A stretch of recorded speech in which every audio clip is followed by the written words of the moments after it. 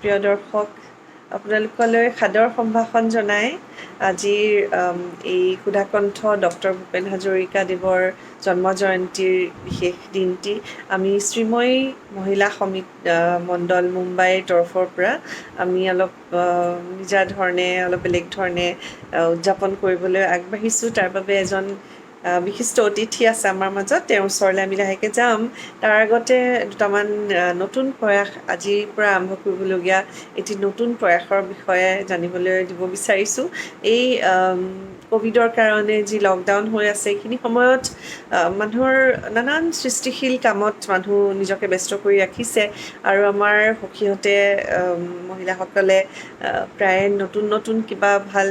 সৃষ্টিশীল কাম কৰি সামাজিক মাধ্যমৰ জৰিয়তে আমাক জনাই আহিছে। তাৰেই সেইবোৰ দেখি শুনি আমাৰ লাগিলে যে আমি তেওঁলোকক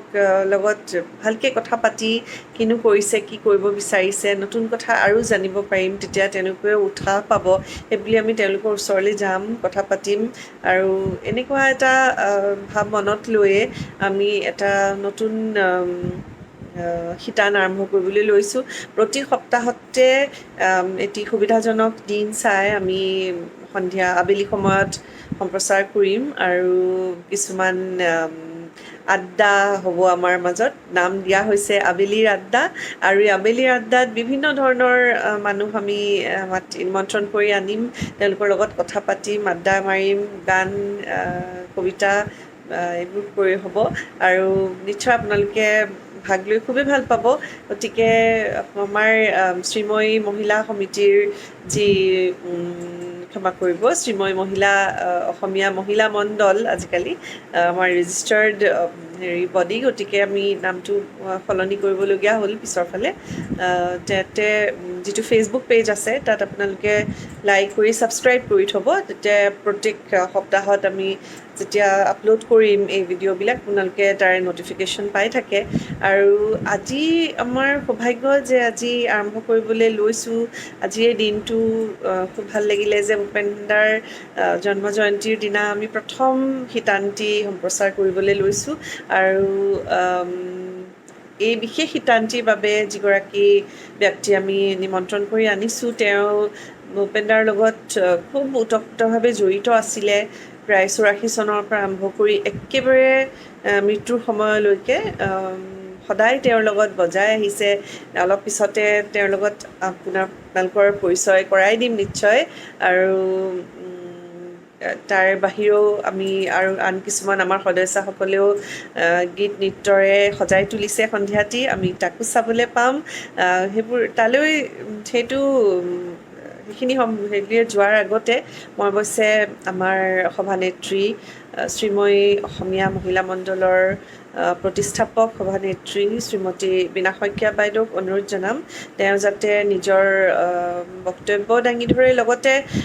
ভূপেনদাৰ লগতো তেওঁৰ এটি দীঘলীয়া সম্পৰ্ক আছিলে। মুম্বাইত তেখেত বহুত বছৰৰ পৰা আছে, সেই হিচাপে মুম্বাইত ভূপেনদা যেতিয়া অসম ভৱনলৈ আহে বা অন্য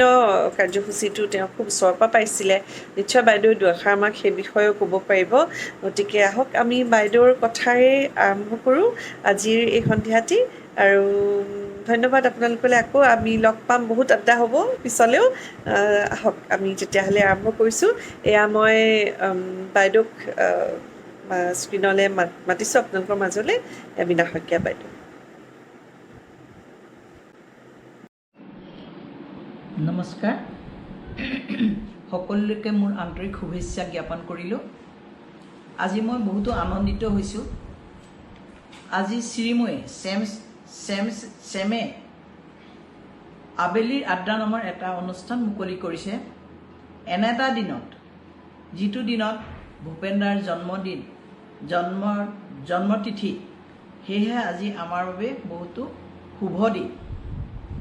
ভূপেনদা বম্বেত থকা সময়ত শ্ৰীময়ীৰ লগত জড়িত থকা সকল ভূপেনদাৰ লগত সান্নিধ্যলৈ আহিছিল আৰু ভূপেনদাৰ লগত বহুতো স্মৃতি জড়িত হৈ আছে। ভূপেনদা মাজে মাজে অসম ভৱনলৈ আহে আৰু আমি তেতিয়া ভূপেনদাক আমি লগ কৰোঁ। ভূপেনদা আজি আমাৰ মাজত নাই, কিন্তু আজিও আমি মানি ল'বলৈ পৰা নাই। তেখেতৰ গীত মাতেৰে আমি সদায় আমাৰ মাজত জীয়াই ৰাখিব বিচাৰোঁ। 2009 চনত যেতিয়া ভূপেন দাই অসম ৰত্ন এৱাৰ্ড পাইছিল, তেতিয়া আমাৰ শ্ৰীমুৰীৰ ফালৰ পৰা ভূপেন দাক সম্বৰ্ধনা জনাবৰ কাৰণে ভূপেন দাৰ মুম্বাইত থকা আন্ধেৰীত বাসভৱনলৈ আমি গৈছিলোঁ আৰু নানা ধৰণৰ কথা পাতিছিলোঁ। কিন্তু এটা কথাই মোৰ মনত ইমান বহাই থৈ গ'ল। তেখেতে এটা কথাই কৈছিল, কলপাতত মাছৰ আঞ্জাৰে ভাত খাবলৈ মন গৈছে। সঁচাকৈ তেখেতে অসমৰ আহাৰ ইমান ভাল পাইছিল, তেওঁ যাতে অসমৰ আহাৰেই খাব বিচাৰে। 2011 চনত আজিৰ এই দিনটোতে ভূপেন দা ধীৰুভাই আম্বানী হস্পিটেলত ভৰ্তি হৈ আছিল। আমি এই দিনটোত শ্ৰীমুৰীৰ সদস্যসকল গৈ প্ৰায় তেখেতক সম্বৰ্ধনা জনাবৰ কাৰণে গৈছিলোঁ, উইচ কৰিবলৈ গৈছিলোঁ। কিন্তু গৈ দেখোঁ তেখেত টোপনিত লালকাল। আমি তেখেত সাৰ পোৱালৈ বাট চাই ৰ'লোঁ। তেনেতে কল্পনা লাজমী আহিল আৰু ক'লে, আহা ভিতৰলৈ। আমি ভিতৰলৈ গ'লোঁ, দেখিলোঁ ভূপেন দা শুই আছে। কল্পনা লাজমীয়ে ক'লে, চাচোন কোন আহিছে তোক উইচ কৰিবলৈ। লগে লগে ভূপেন দাৰ চকুটো মেলিলে। আমাৰ সেয়ে শেষ মোৰ সৌভাগ্য, ভূপেন দাক মই বহুবাৰ লগ কৰিবলৈ, তেখেতৰ লগত কথা বতৰা পাতিবৰ কাৰণে সুযোগ পাইছিলোঁ। অৱশ্যে মই চনটো পাহৰি গৈছোঁ। প্ৰথম মই লগ পাইছিলোঁ ভূপেন দাক যেতিয়া ভূপেন দাৰ বম্বে হস্পিটেলত পেটৰ অপাৰেশ্যন হৈছিলে। মোৰ ল'ৰা অলপ সৰু হৈ আছিলে আৰু এওঁ চাকৰিত আছিলে, গতিকে যাব নোৱাৰিছিলোঁ। আমি ভাবিলোঁ যে যেতিয়া তেখেতক ঘৰলৈ আহিব তেতিয়া আমি তেখেতক লগ কৰিম। আৰু তেখেতক আমি যেতিয়া ঘৰত আহিলে ভূপেন দাক লগ কৰিবলৈ গ'লোঁ। ভূপেন দাক লগ কৰি তেখেতে ইমান ধুনীয়া আদৰ সাদৰ কথা বতৰা পাতি মোৰ ল'ৰাক কোচত লৈ বহুতো আশীৰ্বাদ দিলে। দি পেলাই সেই অৱস্থাতে আমাক ইমান ডাঙৰ এজন ব্যক্তিয়ে আমাক ৰাস্তাত আজি আকৌ ভূপেন দাৰ লগত চাৰ দৰে থকা ব্যক্তি কমল কটকীক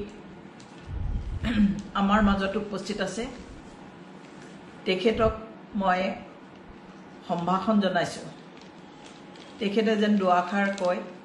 এই আমাৰ কামনা। আৰু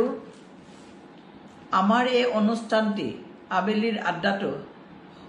চাই যেন সকলোৱে আনন্দিত হয়, এই মোৰ আশা। ধন্যবাদ। নমস্কাৰ প্ৰিয় দৰ্শক, আজি এই আবেলিৰ আড্ডাৰ বিশেষ শিতানটিলে আপোনালোক আটাইকে সম্ভাষণ জনাইছোঁ। শ্ৰীময়ী অসমীয়া মহিলা মণ্ডলৰ তৰফৰ পৰা আমি আজি ভূপেন হাজৰিকাদেৱৰ সুধাকণ্ঠ ভূপেন হাজৰিকাদেৱৰ জন্ম জয়ন্তী উদযাপন কৰিবলৈ এটা বেলেগ ধৰণে অকণমান প্ৰয়াস এটা কৰিছোঁ। আৰু তাৰ বাবে আজি যিজন বিশিষ্ট ব্যক্তি আমাৰ মাজলৈ নিমন্ত্ৰণ কৰি আনিছোঁ, তেখেতৰ পৰিচয় মই আচলতে বেলেগে দিয়াৰ বিশেষ প্ৰয়োজনেই নাই। তেওঁক দেখিলে আপোনালোকে দেখা পাইছেই, চিনি পাইছেই। আৰু দাদাই মোক কৈ থৈছে যে বেছিকে মোৰ কথা ক'ব নালাগে। তথাপি শ্ৰীযুত কমল কটকীৰ বিষয়ে মই জাষ্ট দুআষাৰ মানেই কথা ক'ম। আৰু তেওঁ ৰহাত জন্মগ্ৰহণ কৰিছিলে, প্ৰাথমিক শিক্ষা তাতেই লোৱা, আৰু পিছত যোৰহাট ইঞ্জিনিয়াৰিং কলেজৰ পৰা স্নাতক ডিগ্ৰী লৈ গুৱাহাটীৰ আছাম ইঞ্জিনিয়াৰিং ইনষ্টিটিউটত চিভিল ইঞ্জিনিয়াৰিঙৰ লেকচাৰাৰ হিচাপে যোগদান কৰে। আৰু এতিয়াও তেওঁ কৰ্মৰত, তাতে ৰিটায়াৰ হোৱা নাই। আৰু গীটাৰ খুব ভাল বজায়। আৰু সেই হেৰিতে মানে প্ৰায় 84 চনৰ পৰাই ডক্টৰ ভূপেন হাজৰিকাৰ লগত সংগত কৰিছে। 100খনতকৈও বেছি সংগীতানুষ্ঠানত দাদাই গীটাৰ পৰিৱেশন কৰিছে। আৰু সেয়াই নহয় অকল, তেওঁ ইমানেই ওতঃপ্ৰোতভাৱে জড়িত আছিলে প্ৰতিটো কামতে, প্ৰতিটো হেৰিতে, একেবাৰে নিজৰ মানুহ। আৰু শেষৰ ফালে গোটেই নৰ্থ ইষ্টৰ সম্পূৰ্ণ কাম কাজৰ ভূপেন দাৰ তেখেতেই চোৱা চিতা কৰা। আৰু তেখেততকে মানে কাক মই ভাবিব নোৱাৰো আৰু কোনে আহি আমাক তেওঁৰ বিষয়ে চব ক'ব পাৰিব আজিৰ দিনটোত কিছুমান বিশেষ প্ৰশ্ন আমাৰ মনত থাকে ভূপেন্দাৰ বিষয়ে যিমানেই জানো আৰু জানিবলৈ যেন মন যায় মই ভাবিছিলো এবাৰ মিঠুবকো মাতো বা দেৱাশিস দাকো কানেক্ট কৰি লওঁ তেখেতকো বহুত ক্লোজ আছিলে কিন্তু এজনকে কথা পাতিলে বেছি ভাল হ'ব বুলি ভাবিলো আজি ভাবিলো কমল কটকী দাদাৰ লগতে কথা পাতো কাৰণ বহুত ক'বলগীয়া থাকে তেওঁ ইমান বেছি ক্লোজকে পাইছে গতিকে দাদা আপোনাক আকৌ এবাৰ নমস্কাৰ জনাইছো সম্ভাষণ জনাইছো খুব ভাল লাগিছে ধন্যবাদ আমাৰ মাজলৈ আহিলে ধন্যবাদ আৰু প্ৰথমে হয় শ্ৰীময়ী অসমীয়া মহিলা মণ্ডলৰ সকলো সদস্যলৈ মই শ্ৰদ্ধা জনাইছো 2007 চনতেই মুম্বাইৰ উদ্যমী অসমীয়া মহিলাসকলে এই অনুষ্ঠানটি জন্ম দিছিল এতিয়া টিনেজ হৈছে অৰ্থাৎ 7 চনৰ পৰা আজি 2020 চনলৈ তাৰমানে এতিয়া যৌৱনৰ দুৱাৰদলিত থিয় হ'ব মেচিউৰিটি আহিছে ইতিমধ্যে বহু ভাল কাম কৰিছে বুলি মই গম পাওঁ আৰু ইয়াৰ সভানেত্ৰী বিনা শইকীয়া বাইদেউলৈ মই শ্ৰদ্ধা জনাইছো আৰু আজি ভূপেন্দাৰ জন্মদিন 8 ছেপ্টেম্বৰ 2020 চন 1926 চনৰ 8 ছেপ্টেম্বৰ দিনটোতে ভূপেন্দাই শদিয়াত জন্মগ্ৰহণ কৰিছিল গতিকে আমাৰ কাৰণে অসমবাসীৰ কাৰণে এইটো এটা অতিশয় সুন্দৰ দিন আৰু আপোনালোকে মোক নিমন্ত্ৰণ কৰাৰ কাৰণে মই প্ৰথমে সকলোকে কৃতজ্ঞতা জনাইছো আৰু আপোনালোকক কেনেদৰে মই সেৱা কৰিব পাৰো নাজানো মই চেষ্টা কৰিম ভূপেন্দাৰ বিষয়ে বা ভূপেন্দাৰ গীত মাতৰ অকণমান সুবাস বিলাবৰ চেষ্টা কৰিম কিবা যদি ভুল ভ্ৰান্তি হয় নিজ মনে পৰীক্ষণ কৰিব বুলি মই আপোনালোকক অনুৰোধ জনাইছো একেবাৰে ইনফৰ্মেল অনুষ্ঠান দাদা এইটো একেবাৰে আমি আড্ডা টাইপৰহে মাৰিম আমাৰ এইটো আড্ডাৰ অনুষ্ঠান আৰু ইয়াত আমি নিশ্চয় আপোনাৰ কথা শুনিম আৰু গীতো শুনি যাম লগে লগে কাৰণ দাদাৰ হাতত গিটাৰখন আছেই গান মুখত থাকেই সদায় গতিকে মই আশাবাদী যে খুবেই ভাল লাগিব কথা পাতি গোটেইখিনি সময় প্ৰথম প্ৰশ্নটোৰ ফালে মই তেতিয়াহ'লে আগবাঢ়ো আৰু প্ৰথম প্ৰশ্নটো মই আপোনাক এইটোৱে সুধিম যে আপুনি কেতিয়া আৰু কেনেকৈ ভূপেন্দাৰ সংস্পৰ্শলৈ আহিলে বাৰু মান ক'ব প্ৰথম পাৰ্ট ভূপেন্দাৰ সংস্পৰ্শলৈ মনেৰে একেবাৰে সৰুৰ পৰা আহিছো যেতিয়া মই ৰেডিঅ' শুনা মনত আছে কল্পতৰু হওক গুৱাহাটী ৰেডিঅ'ৰ গীতি মালিকা হওক সেইবিলাক গীত শুনি আমি ডাঙৰ হৈছো ভূপেন হাজৰিকা জয়ন্ত হাজৰিকা দীপালী বৰঠাকুৰকে আদি কৰি গতিকে তেতিয়াৰ পৰা আমাৰ শুনি পেলাই মনৰ ছবিৰে আমি সংযোগ হৈছো আৰু সেই ছবিখন হৃদয়ত বসতি কৰিলে তাৰপিছত 1974 চনত ৰহাত 6 অক্টোবৰত ভূপেন্দা গীত গাবলৈ আহিছিল তাৰ আগতেও আহিছিল কিন্তু সেইখন মোৰ মনত আছে ক্লাছ 9ৰ ছাত্ৰ আমি অৰ্গেনাইজাৰৰ নিচিনাই আছিলো যদিও সৰু একদম ভূপেন্দা আহিব আৰু কেনেকুৱা এক্সাইটেড আৰু সেইখনত মই সুশৰীৰে ভূপেন্দাক প্ৰথম ওচৰৰ পৰা দেখা পাইছো অটোগ্ৰাফ লৈছিল সেই অটোগ্ৰাফটো আজিও মোৰ আছে আৰু সেই অনুষ্ঠানত আমাৰ ৰহাৰ এটা গোষ্ঠী আছিলে সাংস্কৃতিক গোষ্ঠীৰ নাম অংকুৰ সংগীত গোষ্ঠী তেওঁলোকে এটা গীত বজাই আৰম্ভ কৰিছিলে গীটাৰত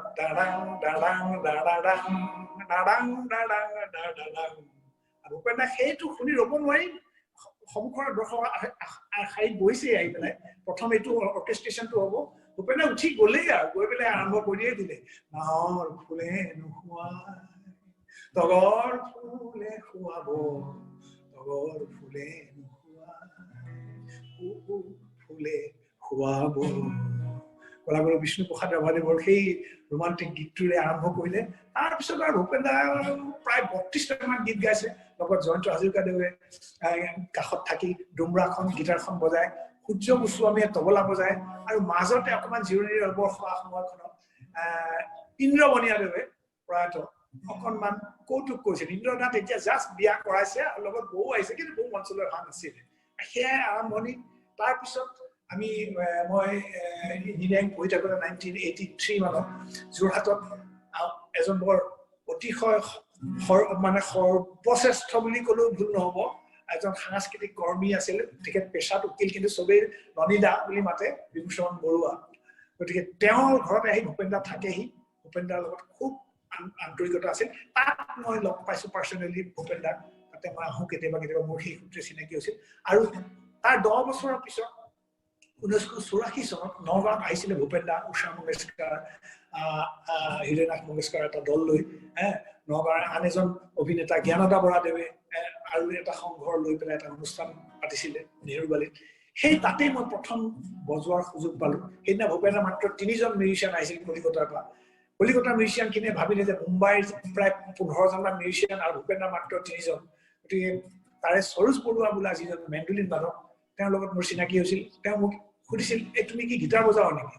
মই গীটাৰ বজাব পাৰো। ভূপেন দাৰ গানত বজাব পাৰিব নে? মই পাৰিম। ইতিমধ্যে তাৰমানে ভূপেন দাৰ গানবিলাক, আগৰ ফাংচনবিলাক চাই মই ভূপেন দাৰ ষ্টাইলটো শিকি পেলাইছো, ভূপেন দাৰ লগত বজোৱা। কাৰণ মোৰ জীৱনত এটা সপোনে গঢ় লৈছিল 1974 চনত যে এদিন মই এই জয়ন্ত হাজৰিকাই যিটো স্থানত ভূপেন দাৰ লগত একম্পেনি কৰিছে, যিটো স্থানত থাকি, সেই স্থানতে ময়ো এদিন গীটাৰ বজাম। সেইভাৱে গীটাৰ শিকি ভূপেন দাৰ অনুষ্ঠানবিলাক চাই আগৰ টেপ ৰেকৰ্ডাৰ টেপ হৈ মোৰ দাদা, মোৰ মাজু দাদা মানে ভূপেন দাৰ ভক্ত আছিল। যলৈকে ভূপেন দা আশে পাশে যায় ফাংচনবিলাক টেপ ৰেকৰ্ড কৰি আনে আৰু সেই কেছেটবিলাক বজাই শুনি মই গীটাৰখনেৰে একম্পেনি কৰোঁ, মানে শিকি পেলাইছিলোঁ অলৰেডি। গতিকে একে আশাৰে বজাই দিম বুলি ক'লো আৰু ৰাতিলৈ বজাবলৈ সুবিধা পালো। তাতেই মোৰ লগতে নগাঁৱৰ আৰু এজন প্ৰসিদ্ধ ঢোলক বাদক আছিল। তেওঁ এসময়ত বম্বেত বজাইছিলে, পুৰণা হিন্দী চিনেমাবিলাকত বজাইছিলে, বোধহয় পাখিজাস্তা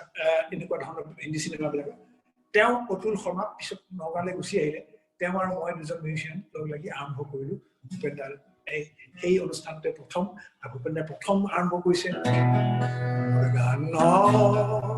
সম্পূৰ্ণ নিজা ষ্টাইলত। মই আৰু গীটাৰখন লৈ বহি লৈছো। বহু আস্থাহীনতা বিপৰীতে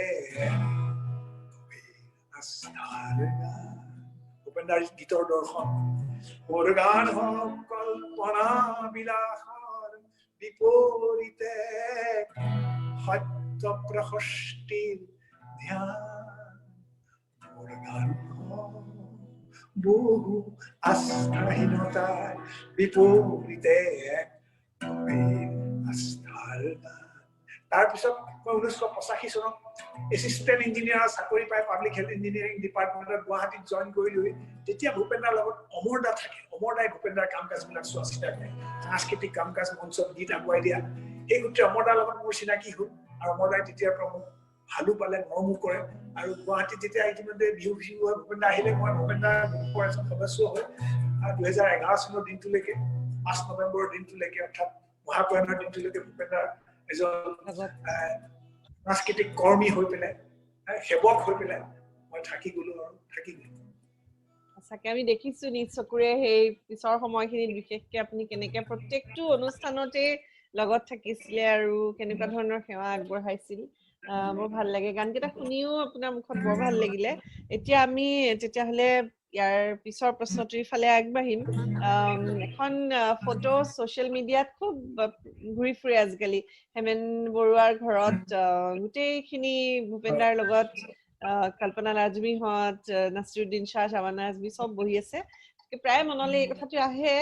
সেইখিনি সময়ত বা কেনেকুৱা আছিল পৰিৱেশবোৰ, কেনেকে কি হৈছিলে, গতিকে আপোনাক ভাবিলো আজি সুধিম আৰু অকণমান সেইখিনি সময়ৰ কথা কওকচোন বাৰু। এক পলৰ শ্বুটিঙৰ যেতিয়া বাহৰ পাতি আছিল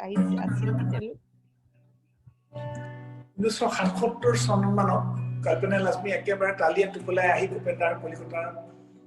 ঘৰত থকাকে গুচি আহিল। 1973-74 চনত যেতিয়া ভূপেন দাই আৰু কথা ছবি কৰিছিলে, মিউজিক কৰিছিলে, আত্মাৰামৰ পৰিচালনা। আত্মাৰাম হ'ল কি কল্পনা লাজমীৰ মামা। সেই সূত্ৰে প্ৰথম দেখা পাইছিল ভূপেন দাক, আৰু তেতিয়াই লাভ এট ফাৰ্ষ্ট চাইট বুলিয়ে ক'ব লাগিব। কল্পনা লাজমী ভূপেন দাৰ প্ৰেমত পৰিল। তেতিয়া তেওঁ 16-17 বছৰীয়া ছোৱালী, চেইণ্ট জেভিয়াৰ্ছৰ ছাত্ৰী আছিল। গতিকে এই আহি পেলাই যেতিয়া আল্টিমেটলি ভূপেন দাৰ লগত আৰম্ভ কৰিলে এটা বেলেগ ধৰণৰ জীৱন।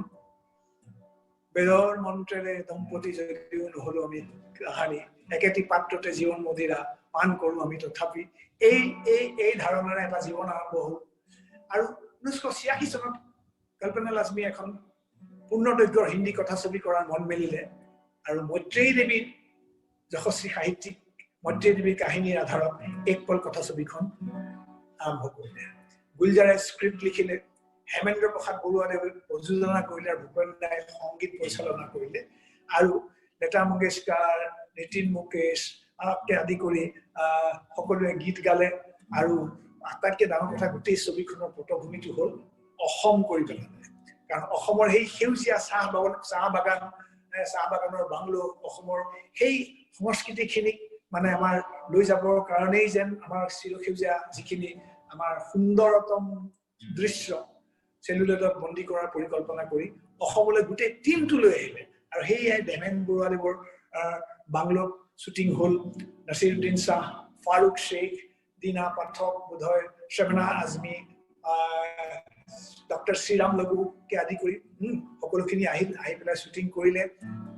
যিটো মূল নাৰী চৰিত্ৰ সেই চৰিত্ৰটোৰ নাম দিলে প্ৰিয়ম সেইটো এটা কাহিনী আছে ভূপেন্দ্ৰৰ পত্নীৰ নাম আছিলে প্ৰিয়ম্বদা পেটেল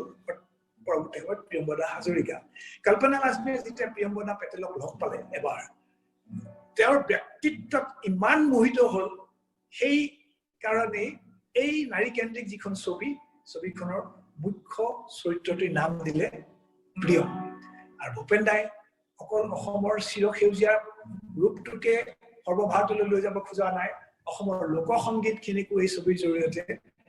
লৈ যাব খুজিছে এনেদৰে এটা গীত লতাজী আৰু ভূপেন্দ্ৰাই গাইছে ময়ো বনে मैं तो संग जाऊं वनवास स्वामी ना करना निराश पग पग संग जाऊं वनवास है मैं तो संग जाऊं वनवास ভূপেন্দ্ৰ আৰু লতাজীয়ে গালে তাৰপিছত কি গালে আমাৰ কামৰূপৰ ফালে যেতিয়া বিয়ানাম গায় এনেকে ধৰণৰ হয় উপতি যায় উড়ান জাহাজ তাৰো দুখান পাখা হয় মোকে লাগি আমি বিয়া হাতী ৰাতৰ শাখা জৰা ধীৰে लेके जय हो बड़ी ना चुक मेरी जाए मेरी बहना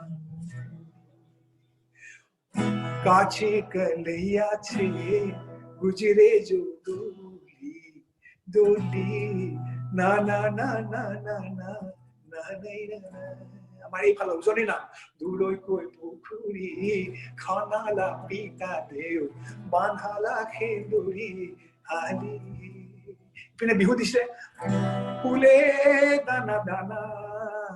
এনেকুৱা ধৰণৰ এটা বিহু ফুলে দানা দানা দানা দানা দানা অসমীয়া বিহু হিন্দীত প্ৰথম কাম কৰিছে ভূপেন্দ্ৰাই আৰু এটা গীত সাংঘাতিকভাৱে ভূপেন্দ্ৰাই কৰিলে সেইটো হ'ল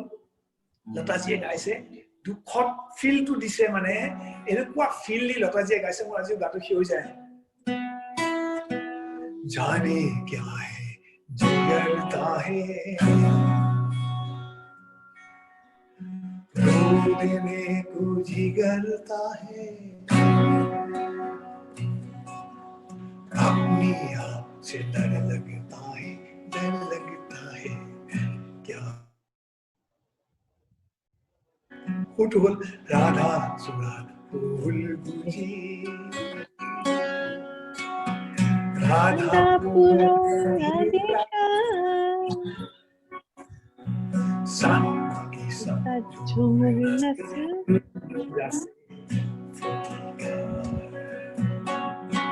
এনেধৰণে এখন সাংঘাতিক ছবি অসমৰ পটভূমি অসমৰ সুৰ গতিকে এখন সাংঘাতিক ছবি আৰু এই বছৰ সৰ্বভাৰতত বেষ্ট অডিঅ'গ্ৰাফি এৱাৰ্ড পাইছিলে গতিকে কিমান সুন্দৰ ছবি হৈছিলে আৰু ভূপেন্দ্ৰ আৰু হেমেন্দ্ৰ বন্ধু আছিলে খুব নলে গলে লগা বন্ধু এটা কথা ক'ব মন গৈছে ভূপেন্দ্ৰ যেতিয়া শেষ বয়সত অসুস্থ হৈ আম্বানী হস্পিটেলত মুম্বাইত ভৰ্তি হ'ল হেমেন্দ্ৰাই মোক এদিন ফোন কৰিলে ক'লে যে কিবাকে লৈ আহিব পাৰি নেকি চেষ্টা কৰাচোন তাৰপিছত নিজে গৈ বম্বে হস্পিটেল পালে গৈ ডক্টৰক লগ কৰিলে বোলে মই এখন চাৰ্টাৰ্ড প্লেন দি ভূপেনক লৈ যাওঁ নিজৰা পাৰ পালে ভূপেন ঠিক হৈ যাব কিন্তু তেতিয়া ডক্টৰে এলাউ নকৰিলে কৈছে মই নাৰ্ছ তাত ব্যৱস্থা কৰি দিম যি লাগে ইমান ভাল পাইছে বহুত মৰম আছিলে দুইজন যেতিয়া লগ লাগি কথা পাতিব নহয় ইজনে সিজনক খুঁজীয়া কথাবিলাক শুনিলে ৰাতি পাৰ হৈ যাব আপুনি গমেই নাপাব আৰু দুয়ো সাংঘাতিক উচ্চ শিক্ষিত এজন কলম্বিয়া ইউনিভাৰ্চিটিৰ আৰু আনজন হাৰ্ভাৰ্ডৰ গতিকে এই বন্ধুৰ মহামিলন ঘটিছিল এই ছবিৰ জৰিয়তে এলোকৰ বন্ধুত্বৰ মানে সেই বন্ধুত্বৰ পৰা আমি তেখেতৰ ব্যক্তিত্বৰ আৰু এটা দিশ দেখিবলৈ পাওঁ আচলতে তেওঁ যে সকলোৰে লগত মিলি যাব পাৰিছিলে একেবাৰে ৰাস্তাৰ মানুহজনৰ পৰা আৰম্ভ কৰি অটো চালকৰ পৰা আৰম্ভ কৰি ভেমেন বৰুৱালৈকে সেইটো এটা গম পোৱা যায় খুব ভাল লাগিলে আৰু গীতকেইটা আপুনি যেনেকে যাত্ৰাটোৰ কথা ক'লে ইকবলত সেই সৰু সৰু আৰু ফোক এটা কথা এলিমেন্ট বিলাক সৰুকে লৈ মন গৈছে কওকচোন পাৰ্বতী প্ৰসাদ বৰুৱাদেৱৰ যিখন প্ৰথম ৰেকৰ্ড লং প্লে সেই লং প্লেখনৰ পৰিকল্পনাত যেতিয়া গীতখিনি বাছনিৰ সময়ত এইবিলাক যে মাজে নিশা মোৰ এধাৰ ঘৰত কোণে ঘনে ঘনে অহা যোৱা কৰে ভূতি ভাগিছে পাৰে পাৰে এই গীতৰ ৰেকৰ্ডখন কৰোঁতে পাৰ্বতী প্ৰসাদ বৰুৱাৰ গীতখিনি বাছনিত হেমেন্দ্ৰ প্ৰসাদ বৰুৱা পাৰ্বতী প্ৰসাদ বৰুৱাৰ পুত্ৰ প্ৰণৱীৰাম বৰুৱা আৰু ভূপেন দাৰ মিলি পেলাই এই ৰেকৰ্ডখন কৰিছিলে আৰু ৰেকৰ্ডখনৰ পিছফালে পাৰ্বতী প্ৰসাদ বৰুৱাৰ গীতৰ ওপৰত হেমেন দাই এটা কলম লিখিছিলে বৰ সুন্দৰ সেইটো ৰেকৰ্ডখনৰ পিছফালে আছিলে আচ্ছা জানিবলগীয়া কথা আগৰ ইয়াৰ পিছৰ প্ৰশ্নটোলৈ আগবাঢ়িছো এতিয়া তেখেতৰ ভূপেন দাৰ মানে যিটো ইণ্ডিয়ান পিপলছ থিয়েটাৰৰ লগত এছ'চিয়েশ্যন তেওঁৰ যিটো সংযোগ হৈছিলে সেইখিনি সময়ত কিছুমান কালজয়ী গীতৰ ৰচনা হৈছিল যি তেওঁক ৰাষ্ট্ৰীয় প্ৰেক্ষাপটত প্ৰতিষ্ঠিত হ'বলৈও বহুতখিনি অৰিহণা যোগাইছিল তাৰ বিষয়ে অকণমান আমাক ক'ব নেকি ইণ্ডিয়ান পিপলছ থিয়েটাৰ এছ'চিয়েশ্যন অৰ্থাৎ ভাৰতীয় গণনাট্য সংঘৰ কমিউনিষ্ট ভাৱপন্থী লোকসকলৰ সেইখিনি সময়ত সৰ্বভাৰতীয় এটা সাংস্কৃতিক বিপ্লৱ বুলি ক'লেও বঢ়াই কোৱা নহ'ব আমাৰ অসমত ডক্টৰ জ্যোতিপ্ৰসাদ আগৰৱালাদেউ বিষ্ণুপ্ৰসাদ ৰাভাদেউ ভূপেন দাটো আছেই নগেন কাকতি ডাঙৰীয়া কেশৱ মহন্ত ডাঙৰীয়াকে আদি কৰি বহু লোক ইয়াত জড়িত হৈছিল মুম্বাইত মহাৰাষ্ট্ৰত বলৰাজ চাহানীদেউ ৰাজ কাপুৰকে আদি কৰি পেলাই আৰু বলৰাজ চাহানী এটা কৰ খুলিছিলে IPG এটা কৰ গ্ৰুপ খুলিছিলে তাত আকৌ মহম্মদ ৰফি চাহাবে এটা গীত গাইছিলে ধিতাং ধিতাং বুলি পেলাই এনেকুৱা ধৰণৰ গীত আনকি কেৰেলাত ভূপেন দাৰ এটি গীত গাইছিলে তাৰ কৰ্মীসকলে সেই গীতটি আছিলে এটি কুলি দুটি পাত ৰতনপুৰ বাগিচা লপহিয়া হাতেৰে কোনে নচিঙিলে কোনে নচিঙিলে IPTত মানে সৰ্বসাধাৰণ মানুহৰ যি চিন্তা খুব বিপ্লৱৰ অগণিৰ গীতবিলাক ইয়াত প্ৰতিফলিত হৈছিলে সেইকাৰণে এই গীতটো সৰ্বসাধাৰণ মানুহৰ আমাৰ চাহ বাগানৰ যি শোষণৰ বিপক্ষে ভূপেন দাই লিখা এটি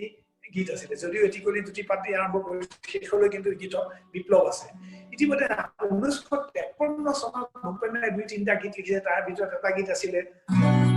হে দোলা হে দোলা হে দোলা হে দোলা হে একা বেকা কৰিয়া অদোলাৰ ভিতৰত বিৰবিৰ ফুলিছে চকী পাতৰে পাৰ ঘৰে ঘৰে দেখিছো ল'ৰ ছোৱালী ফুলিছে কুকুৰাৰ স্মৰণা মোৰ হেলো ৰাতি এইবাৰ বিহুতে নিদিলো তাৰে চোলা চকুলো ওলালেও কঢ়িয়াই লৈ যাম ইয়াতো বিপ্লৱৰ অগণি আছে দোলাবাৰী সকলে ৰজাক লৈ ঘূৰাই ফুৰাই কিন্তু নিজৰ ল'ৰাটোক বিহুত দিবলৈ চলাও নাই ইমানেই দুখীয়া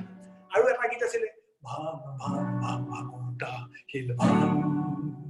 ভাং ভাং ভাং ভাংটা হিল ভাং এই ধৰণৰ গীতবিলাক লিখিছে গতিকে এইবিলাক গীত 1954 চনত এখন গণনাট্য সংঘৰ অধিৱেশন হৈছিলে গুৱাহাটীত তাত ভূপেন দাই পৰিৱেশন কৰিছে আৰু পৰিৱেশন কৰিছিল ভূপেন দাই হৰ সংগমন কথা নাখাতুলি তথাপিতো হোৱা নাই ক্লান্ত তথাপি মনৰ মোৰ প্ৰশান্ত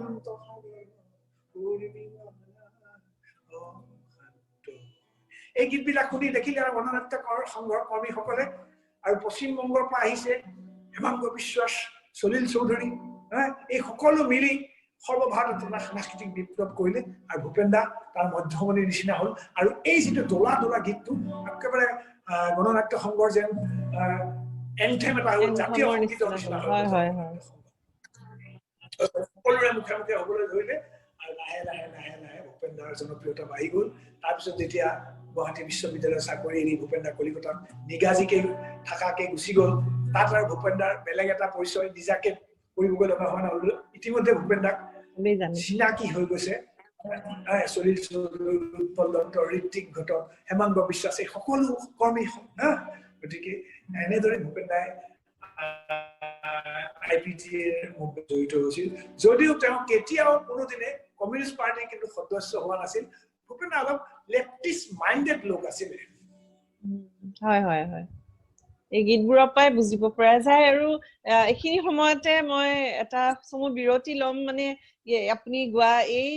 দুটা গীত ইয়াৰ ভিতৰৰ দোলা হে দোলা সাগৰ সংগমত আমাৰ দুগৰাকী সদস্যাই অকমান নৃত্য কৰি দিছে আমি নৃত্যকেইটা চাই লওঁ দুটা গানো আছে শুনি লওঁ তাৰপিছত আমি আকৌ এই ইণ্টাৰভিউটোলৈ ঘূৰি আহিম আকৌ কথা পাতিম গতিকে আমাৰ এতিয়া অকমান ব্ৰেক এটা হ'ব এই কথোপকথনৰ পৰা আমি আকৌ ঘূৰি আহিম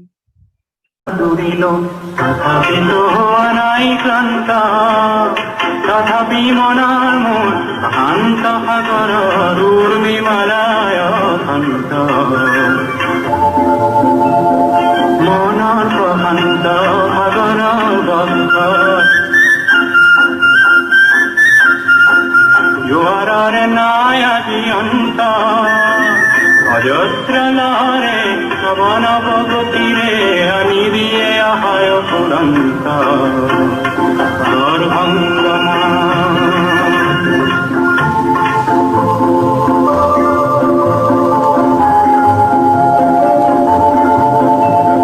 প্ৰশান্ত পাৰৰে মহা জীৱনৰ শান্তি আজি নৱ নৱ সৃষ্টি দুষ্ট দানৱে কৰে নিষ্ঠুৰ ঘাট বিশান্ত কেহ মনৰ মোৰ শান্ত সাগৰৰ উৰ্মিমালায় শান্ত সাগৰ সংগমা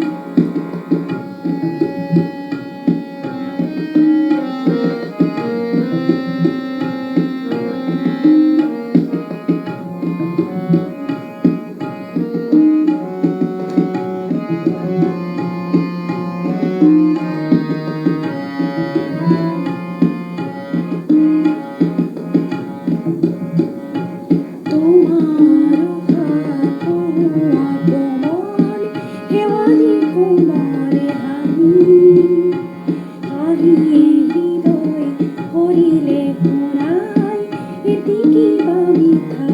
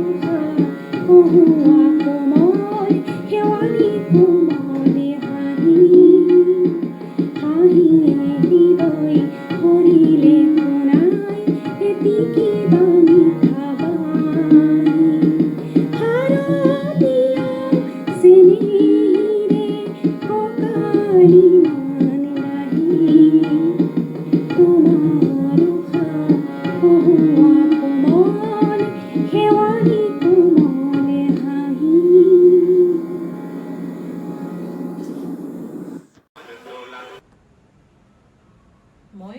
ডক্টৰ ভূপেন হাজৰিকাদেৱৰ কবিতা এটা আবৃত্তি কৰিবলৈ লৈছোঁ। কবিতাটোৰ নাম টোপনি। মা, তুমি গাইছিলা গান, আমাৰে মইনা শুবয়ে, সেই গান হ'ল শেষ তাহানি, তাহানি টোপনি গ'লগৈ কেনি, ময়ো গালোঁ গান। মা, পিছে টোপনি অহাৰ নহয়, পৃথিৱীৰ প্ৰান্তৰে প্ৰান্তৰে অসংখ্যজনৰ হিয়া চুই চুই চন্দ্ৰ সূৰ্যৰ অহা যোৱাৰ গতি, নক্ষত্ৰৰে গিজ গিজ হাতীপতি,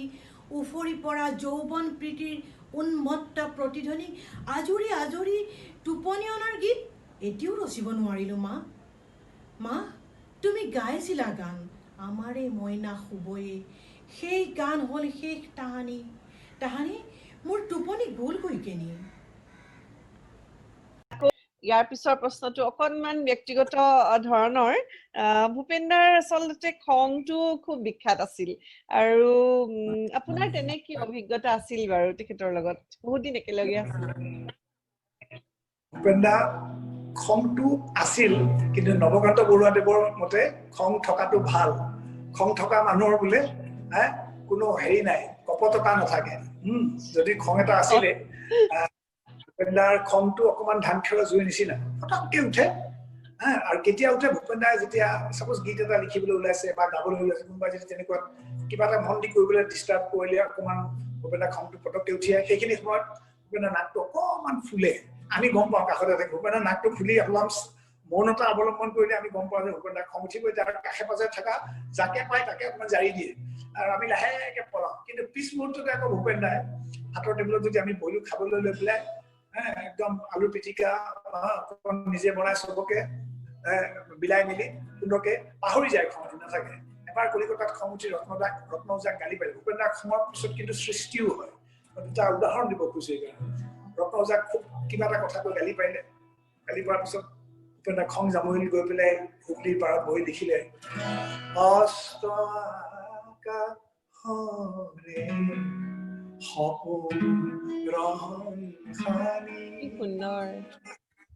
ক্লান্ত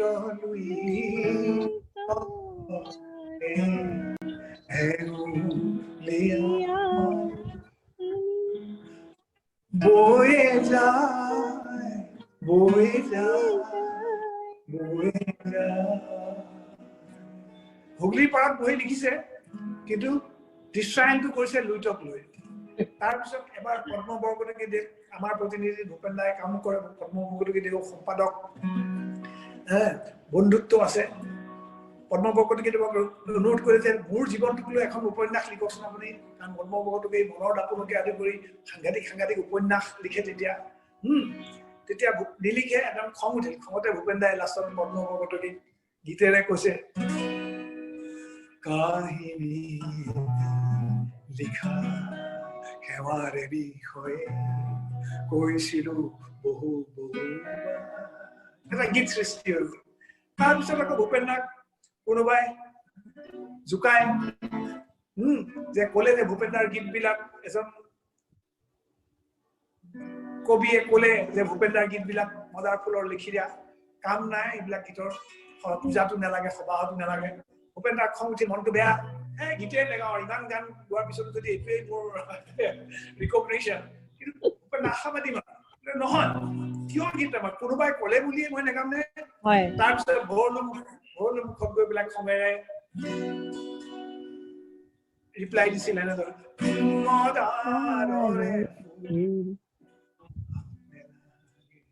মদাৰে ফুল হেনো পূজাটো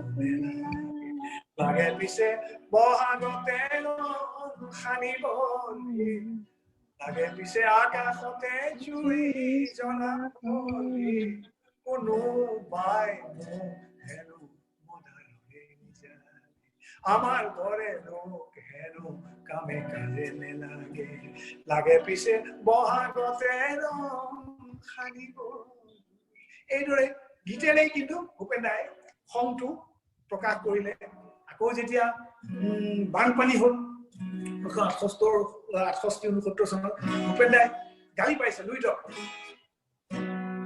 লুইটৰ মলিয়াবান তই কলৈনো ঢাপলি মেলিছ লুইটক গালি পাইছে লুইট তই দীঘিল আমি আশাৰে কঠীয়া নুতুৱাবি শিশুবন্ধ ভাওনা নাপাতিবি ঘৰৰে চালতে সগুণক বহুৱাই মৰণৰ সভা নেপাতিবি কালৰূপ ধৰি তই বাৰে বাৰে খেলিছ অৰ্থাৎ ভূপেন দাৰ খংটো আহে এদিন কি হৈছে আমি ভৰলো মোক বিহুতলীত গীত গাবলৈ যাব ভূপেন দাৰ খঙৰ এটা মোৰ ইনচিডেণ্ট ক'ব খুজিছো মই গৈছো 9 মান বাজিছে সন্ধ্যা আমাৰ বাকী বাদ্যযন্ত্ৰীসকল আহি পাইছে ময়ো আহি সোমাইছো বাহিৰ পাইছো ভূপেন দাৰ এজন সহায়কাৰী লোক আছিল কলিকতাৰ বিজয় মণ্ডল মোক কৈছে কমলা দাদা আজি বেংগলীত দাদা আজকে গান গাবে না আর দাদা প্রচন্ড রেগে আছে অর্থাৎ দাদা প্রচন্ড খঙত আছে একদম কারো কথা নুশুনে একদম ৰুমৰ ভিতৰত কাকো যাব নিদিয়ে খঙত একদম অগ্নিশৰ্মা হৈ আছে এনেকুৱা ধৰণৰ ক'লে মোৰতো ভয় লাগি গ'ল তাৰপিছত মই দেখিছো কি কৰা যায় এতিয়া কোনো ভিতৰত নাযায় এতিয়া ভূপেন দাৰ নিজৰ পাৰ ঘৰ মিউজিয়াম কিন্তু নাযায় মই অকণমান ভূপেন দাক বুজি পাওঁ যে অলপ দিন পাইছো কাৰণে মই গৈ পেলাই ভূপেন দাক দেখিছো একদম নিজৰ বেডৰুমত লুইখন পিন্ধি একদম ইফালৰ পৰা সিফাল মানে পাইচাৰি কৰি খঙত টপটপাই আছে মই দেখিছো বোলে দাদা কি হ'ল কৈছে দেখিছা মই গোটেই জীৱন ইমান টকা পইচা আৰ্জিলো কিন্তু আজি মোৰ ঘৰত এখন খনি নাই এতিয়া মোৰ আচৰি পেলাই যাবলৈ মোৰ ঘৰত এখন খনি নাই এতিয়া মই আজি গীত গাবলৈ নেযাওঁ কেঞ্চেল মই লাহেকে বোলো দাদা আজি ভৰলো মুখৰ ফাংচন আপোনাৰ সোণাৰাম ফিল্ডৰ ফাংচন আপুনি তাত গৈ যাব লাগিব বহাগ মাতো এটি ঋতু নহয় বৰদৈ চিলা নে সৰুদৈ চিলা কাৰণ আপোনাৰ সেই ভৰলো মুখৰ পুৰণা বন্ধুবিলাকৰ লগ পাব বেঙাক লগ পাব ভূপেন দাই এজন পুৰণা বন্ধু আছিল বেঙা কেতিয়াবা ভূপেন দাই গান গাবলৈ ষ্টেজৰ পৰা চিঞৰে আই বেঙা এনেকে ধৰণৰ মাতি দিয়ে ভূপেন দাৰ ল'ৰালি কালৰ বন্ধু কোনোবা বেঙা মই নাজানো মই লগ পোৱা নাই কিন্তু যি হওক ভৰলো ভূপেন দাৰ প্ৰিয় ঠাই মই লাহে লাহে চাহাত ফুৰাই আনিলো কিন্তু কি আপোনাৰ ফণি নাই ফণি আছে ন মোৰ লগত আছে এইখন লগ মোৰ পকেট ফণিখন দেখাই হয় নেকি আছে নেকি হ'ব দিয়া আছেতো তোমাৰ লগত ফণি আছে এইপিনে চবেই জানে ভূপেন দাৰ চুলি খুব কম টুপিটো পিন্ধাৰ পিছততো এইপিনে পিছপিনে অকণমান চুলি থাকে কিবাকে চেঁচাত ফুৰাই ভূপেন দাক উলিয়ালো সজাই পৰাই উলিয়ালো পিছত মই সুধিলো কি হ'ল বিজয় সুধিলো কৈছে ভূপেন দাৰ এটা বৰ ডাঙৰ স্বভাৱ আছিলে খুব বস্তু হেৰুৱাই কৈছে দিনটোত ৰুমটোৰ ভিতৰত 3খন ফণি হেৰাইছে ক'লৈ গধূলি ক'লৈ ফণি থাকিব ঘৰত 3খন ফণি আছে 3খন হেৰাইছে মানে ভূপেন দা অকণমান অন্যমনস্ক অনুভৱৰ মানুহ হয়তো ফণি মোৰ আছিলে ক'ৰবাত বুজি মাৰি দিলে হয়তো বুজা মাৰি দিলে তুলি তলে চলে নেকি নাজানো কৈছে গতিকে এতিয়া মই ৰাতিখন ক'ৰ পৰা খনি এখন পাওঁ মোৰ বিজয় মণ্ডলে কৈছে যি হওক আৰু সেনেদৰে ভূপেন্দ্ৰৰ বহু খঙৰ স্মৃতি আছে মোৰ লগত শেষ নহয় এইবিলাক কথা কিন্তু খংটো ধান খেৰৰ জুইৰ দৰে অতিশয় কোমল অন্তৰৰ ভিতৰত এক মুহূৰ্তমান থাকে আৰু কেতিয়াও খংটো ধৰি নাথাকে সেইকাৰণে নৱকণ্ঠ বৰুৱাচাৰে কৈছিল খং থকা মানুহ ভাল তেওঁলোকৰ পেটত বেলেগ কথা নাথাকে কাৰো অপকাৰ নকৰে বুলি আৰু মানে তেওঁ খংটোৰ পিছত যে ল'ব পাৰি সেইটোৱে খংটোৰ পিছত যে কিছুমান সৃষ্টি হয় আকৌ নতুন গানৰ সেইকাৰণেও হয়তো তেওঁৰ খংটো বেছি ফেমাছো হৈছিলে খঙৰ পিছত সৃষ্টিশীল মানে খং আৰু মঞ্চত গীত গাই থাকোঁতে চাপ'জ পিছপিনে যদি হুলস্থুল কৰে তেনেকুৱা ভূপেন্দ্ৰাৰ খং উঠি অকণমান বেকাকে গালি পাৰি দিয়ে ভূপেন্দ্ৰাক বেকাকে অকণমান গালি পাৰি দিয়ে এনেকে পিছপিনে ঘূৰি পেলাই গালি পাৰে আৰু এই অমৰদাই তেতিয়া গীতবিলাক দি থাকে কেতিয়াবা অকণমান দেৰি হ'লে ভূপেন্দ্ৰাই এটাৰ পিছত এটা গীত গাই থাকে কেতিয়াবা অকণমান দেৰি হ'লে অমৰদাক বুলবুলীয়া বুলি মাতে এই বুলবুলীয়া এনেকে ভূপেন্দ্ৰাই কেতিয়াও মঞ্চলৈ পিছি নিদিয়ে এনেকে চাই কাষেৰে বেকাকেই ক'ব কিন্তু কেতিয়াও পিঠি দি পেলাই নুঘূৰে গতিকে সেনেদৰে ভূপেন্দ্ৰাৰ খংটোৰ এটা বুৰঞ্জী আছে খঙৰ এটা বুৰঞ্জী আছে মই এখন কিতাপত খঙাল ভূপেন্দ্ৰা বুলি পেলাই এটা চেপ্টাৰ লিখিছো মই এখন কিতাপ লিখি আছো ভূপেন্দ্ৰাৰ ওপৰত সেইখনত চেপ্টাৰ আছে খঙাল ভাল লাগিব পঢ়িবলৈ মানে কথা ভূপেন্দ্ৰাৰ বিষয়ে পাতিলে শেষেই নহয় কিমান যে আছে মানে আৰু গানো গাবলৈ আপোনাক চাগে বেছি সুবিধাই দিয়া নাই নহলে যে আৰু কিমান বৰ ভাল লাগে এতিয়া বেছি আৰু সময় নাই হাতত শেষৰটো প্ৰশ্নৰ ফালে মই আগবাঢ়িছো শেষৰটো প্ৰশ্ন আপোনাক কৰিম এতিয়া তেখেতৰ সান্নিধ্যত হোৱা দুটামান এনে ঘটনা যিয়ে তেখেতৰ অনুপস্থিতিটো আপোনাক সুধাকণ্ঠৰ উপস্থিতিৰ আভাস দিয়ে কাৰণ পিছৰ সময়খিনি আপুনি কটাইছে খুব ওচৰা-ওচৰিকে ভূপেন্দ্ৰাই সমাজ জীৱনক সদায় অগ্ৰাধিকাৰ দিছিলে আপোনাৰ এটা প্ৰশ্ন আছিলে মই ছেকেণ্ডতে উত্তৰ দিব খুজিছো তাৰ পিছতে প্ৰেমটো প্ৰেমতকেও মানে সমাজৰ হেৰিক বেছি সমাজ জীৱনক সদায় অগ্ৰাধিকাৰ দিছিলে সেইকাৰণে যেতিয়া ভূপেন্দ্ৰাই অগ্নিযুগৰ ফিৰিঙতি মই ইত্যাদি গানবিলাক লিখিছিলে সেইবিলাক সমাজ জীৱনৰ গান আছিলে আৰু 1949 চন মানতহে ভূপেন্দ্ৰাই সৰু সুৰাকে প্ৰেমৰ গীত আৰম্ভ কৰিছিল তাৰ আগে আগে যিমানবিলাক লিখিছে সমাজক লৈ পেলাই লিখিছে মহাত্মাই হাঁহিবলৈ ৰামৰ ৰহি একে সংগে একেলগে বান্ধৱ পাতিম এইবিলাক সমাজক লৈ লিখা গীত জক জক জক জক ৰেল চলে মোৰ ৰেল চলে এইবিলাক গীত আছে গতিকে তাৰপিছত আহিছে প্ৰেমটো ভূপেন্দ্ৰাৰ জীৱনত আহিছিল ভূপেন্দ্ৰাৰ শেষ দিনলৈকে প্ৰেম আছিল প্ৰেমক ভূপেন্দ্ৰাই শ্ৰদ্ধা কৰিছিল প্ৰেম হেনো স্বৰ্গীয় মৰততে নাই এটা প্ৰেমৰ সংক্ৰান্তীয় কথা কৈ পেলাই মোৰ মনত সদায় পৰে এখন বিহু ফাংচনত আমি গীত গাই আছো ভূপেন্দ্ৰাৰ দুৰ্দান্ত প্ৰেমিক মানুহ আছিলে তাৰপিছত হঠাৎ ভূপেন্দ্ৰাই ষ্টেজত গাই আছে আমি বজাই আছো সংগমত কত নাচা তুলিলো গাই আছে মানে ফুল চুইঙত গান গাই আছে ৰাইজ সন্মুখত বিহুৰ পেণ্ডেলত আৰু কেনেকুৱা হয়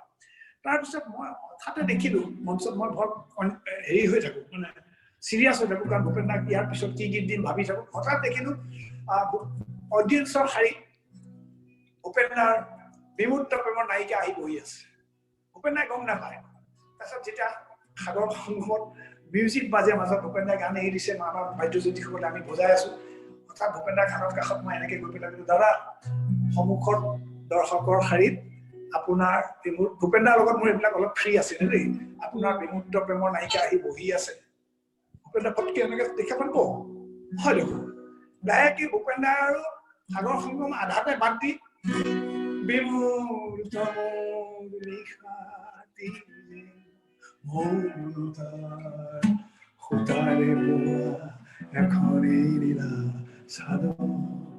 বাকী বাদ্যযন্ত্ৰীসকলে বোলে হঠাৎ কি হৈ গ'ল সাগৰ সংগম আধাত বন্ধ হৈ গ'ল শিশু ফুলাও মন আছিলে ন একদম সৰু শিশুৰ নিচিনা একদম টিনেজাৰ ল'ৰা ছোৱালীয়ে প্ৰেম কৰে তেনেকুৱা হয় তেতিয়া হয়তো ভূপেন্দ্ৰা সেইটো খবৰ কি কম মই ভূপেন্দ্ৰা বয়স কিজানি নাই কম 70 মান হ'ব কিজানি গতিকে সেইটো কাৰণেই তেওঁ আচলতে বিশেষ আজিৰ গভীৰ গৰ্ভতে নীৰৱ বহুত শাওন ভাদ তাৰি মিঠা ভাজ নিশ্বাসৰে আৰু জিয়া জিয়া আদৰ তাৰপিছত আৰু বহুত কিবা কিবি আৰু সেই কথা গ'ল আৰু এবাৰ এনেকে গৈ আছিলো হঠাৎ মই ৰহা চাৰিআলিত মান পাইছোঁ কৈছে গাড়ীখন ৰখাচোন ৰখালোঁ 2খন পেপাৰ কিনিম আমি ৰাতিপুৱা আপাৰ আছামৰ ফালে যাম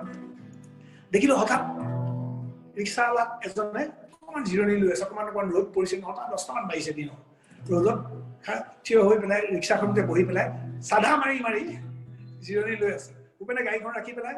হেৰা চাধা মোক দিয়াচোন অকণমান খৈনি ল'লে খালে কৈছে এই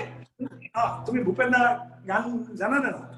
মানুহে ফটককে ভূপেন দাৰ দেখি প্ৰথমতে মন কৰা নাই গাড়ীখনৰ পৰা হাতখন আঙুলিয়াই আলুৱাই দিছে গ্লাছটো খুলি পেলাই আপোনাৰ চাধা দিয়াচোন গাড়ীখন মানে ৰাখিছোঁ হঠাৎ ভূপেন দাই দাদা আপুনি দেখোন বোলে মোৰ গান জানা বোলে জানো কি কোনটো গান এই ৰিক্সাৱালাজনে গালে মানুহৰ বাবে সহানুভূতিৰে লগে লগে ভূপেন দাই আৰম্ভ কৰি দিলে মানুহৰ বা ভূপেন দাই লগে লগে মানুহে মানুহক বেচিব খুজি মানুহে মানুহক কিনিব খুজি পুৰণি ইতিহাস দোহাৰিলে ভুল জানো নোপোৱা সমনীয়া মানুহে মানুহৰ বাবে এই আছিল ভূপেন দাই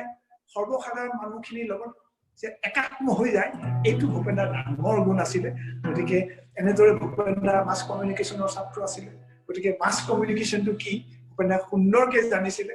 আৰু ভূপেন দাৰ গানৰ ফিলচফি বুলি কওঁতে মই এটা শেষ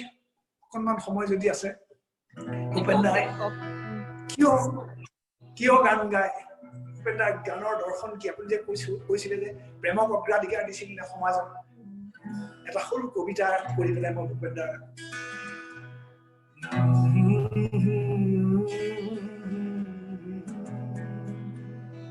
ভূপেন দাৰ গান কিয় গায় মা তুমি গাইছিলা গান আমাৰে মইনা শুবই সেই গান হ'ল শেষ তাহানি মোৰ টোপনি গ'লগৈ কেনি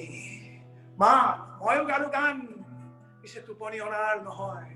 পৃথিৱীৰ প্ৰান্তৰে প্ৰান্তৰে অসংখ্যজনৰ হিয়া চুই চুই চন্দ্ৰ সূৰ্য হাজোৱাৰ গতি নক্ষত্ৰৰ গীজ গীজ হাতীপতি উফৰি পৰা যৌৱন প্ৰীতিৰ উন্মত্ত প্ৰতিধ্বনিক আজুৰি আজুৰি টোপনি অনাৰ এটিও গীত ৰচিব নোৱাৰিলো মা তুমি গাইছিলা গান আমাৰে মইনা শুবই সেই গান হ'ল শেষ তাহানি মোৰ টোপনি গ'লগৈ কেনি মোৰ টোপনি গ'লগৈ কেনি মোৰ টোপনি গ'লগৈ কেনি বৰ ধুনীয়া সঁচাকে এই কবিতাটো খুবেই সুন্দৰ তেওঁৰ গোটেই দৰ্শনটো এইটো কবিতাত বুজি পোৱা যায় আচলতে বৰ ধুনীয়া গান আৰু কবিতা আপুনি বাছি বাছি আনিছে সেইকাৰণে মানে আপোনাৰ লগত কথা পতাৰ কওক দাদা আপোনালোকক কৃতজ্ঞতা পুনৰ জনাই মই আপোনালোকৰ মাজৰ পৰা বিদায় বিচাৰিছো বহুত ধন্যবাদ খুব ভাল লাগিলে আকৌ কেতিয়াবা লগ পাম এনেকে আকৌ কেতিয়াবা মাতিম নতুন কিছুমান প্ৰশ্ন লৈ পেলাই ভাল লাগিলে ধন্যবাদ নিশ্চয়